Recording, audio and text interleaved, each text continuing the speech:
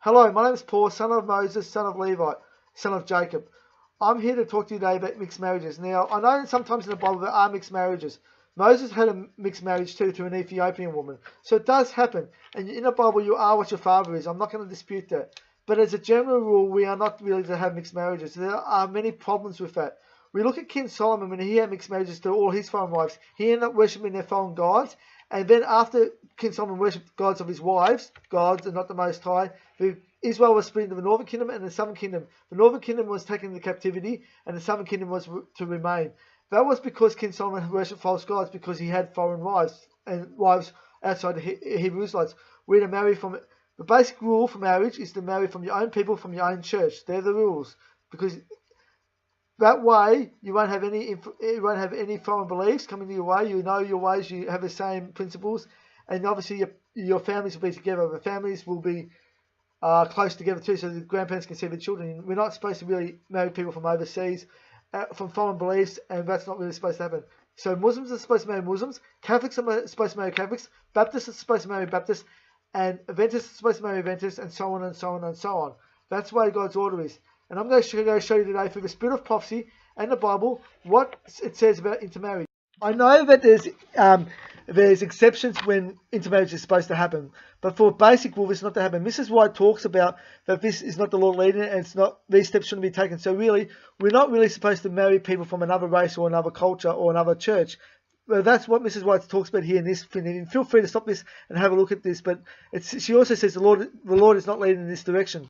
In this thing here from the spirit of prophecy, Mrs. White says we are not to ban people of colour from worship. We're to treat people of colour as holy people, because they are God's Hebrew Israelites, and we're to love them, and they're to love us back in return.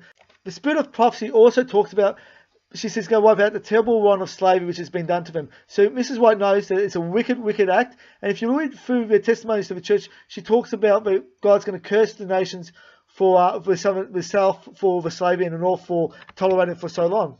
Down at the bottom in the green, Mrs. White talks about people think it's okay to marry with the coloured people, but she said this is the wrong path, and we're not to teach it. So Mrs. White says in the spirit of prophecy that slavery was an abomination.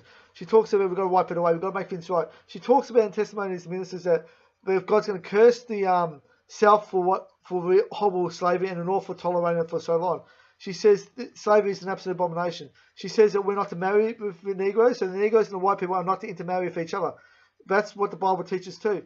That doesn't mean if you see a Negro, you don't love them. It says, Mrs. White also said we're to let the Negroes come and worship with us. We're to love the Negroes.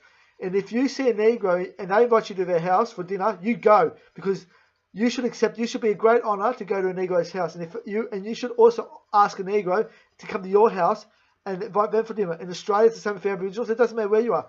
You should be privileged that the Negroes are your friends. We're to love the Negroes, and the Negroes are to love us, and we're to help the Negroes, and the Negroes to help us. If a Negro needs help, you help them. We're to love the Negroes in America, whether it be Hebrews or Edomites, it doesn't matter. We're to love the Negroes, but we are not to intermarry with them. Please understand. Go, if you see a Negro and they invite you to their house for dinner, go and eat with them. If they invite you to their wedding, you go to the wedding and you love them and you help them and you do what you need to. If a Negro needs help with mowing the lawn, you help them. If you're able to financially support a Negro who is in need, and it's a valid need, not let's say it's a valid need for whatever reason, and you think it's appropriate to help them, you help them. And they're to help you back for whatever reason you think it is. Obviously, I don't believe you should be giving money to people. I believe you should be buying them fins. So if they need a lawnmower, you buy them a lawnmower if you feel appropriate to do so. If they need their lawns to be mowed, you mow the lawns. It's an absolute honour to be friends with Negroes. And it's also an honour to be friends with good white people as well. Good Negroes, should I say. Not all Negroes are good. I should say that. It's an absolute honour to be friends with good people, whether it be Negro or white. It doesn't matter. So we're to love them, but we're not to intermarry. Please understand, marrying a Negro and being friends with him are two different separations. You are absolutely 100% you're to love the Negroes and to be friends with them, but you are not to marry their daughters, and your daughters are not to marry their sons. That is what I'm saying. There's a difference between marrying into them and loving them. You are to be their friends, but you're not to marry with them. Please understand that. But yes, we are to love the Negro. Here in Joshua, it shows that the Lord thy God doesn't want you to marry into other nations. Here in Deuteronomy, it says don't marry the daughters of other nations, and don't give your daughters to their sons, and don't take their daughters as well. So you're not to marry other people. Please understand, we're to love the Negroes. If you a Negro asked you to go to their house for dinner, go and be grateful and show love to these Negroes. They are God's chosen Israelites. And Negroes, you're to show love to these white people as well. Absolutely go to the house. But the Bible makes it crystal clear here, even though we're to love the Negroes and we go to their house for dinner, they come to our house for dinner, we're to help them, we're to believe them, do whatever we can. If they need their lawns mowed, we mow their lawns and they'll help us in return. That's exactly 100% biblical. But what I'm saying is here, don't don't have intermarriage. That's what I'm saying. So understand, we are not to white America and Negroes are not to intermarry. In fact, Negroes shouldn't be marrying with Native American Indians either. We're supposed to marry your own people. But yet we're to love these people. Please don't don't misinterpret what I'm saying. Love the Negroes, go to their house for dinner, help them out. If you can mow their lawns for them or do something that's an honour to be loved, good people, good Negroes. Don't go to a Negro's house if they're in drugs and in gangs and stuff. But if they're a good person, go to their house. And a white person too. If you see a good white person, go to their house as well, as long as they're good people. God loves good people. So please don't misunderstand what I'm saying. Love the Negroes, but don't marry into.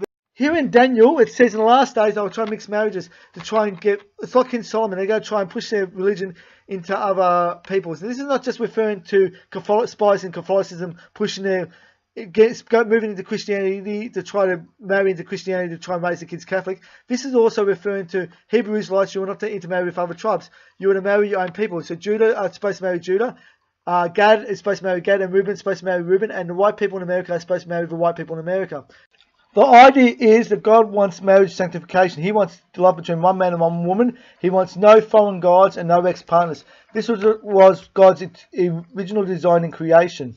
And here, if you wish to pause for the video, you will see that here are the laws of marriage. You marry your own people. When you have sex, you are married. There's no marriage certificate. And you're to love your wife more than you love yourself. Even die for your wife as Christ died for the church. So feel free to pause this video and have a look at this picture. And then have a look at the verses which I put in this picture. May God be with you, may God bless you, and please don't listen to lying church pastors.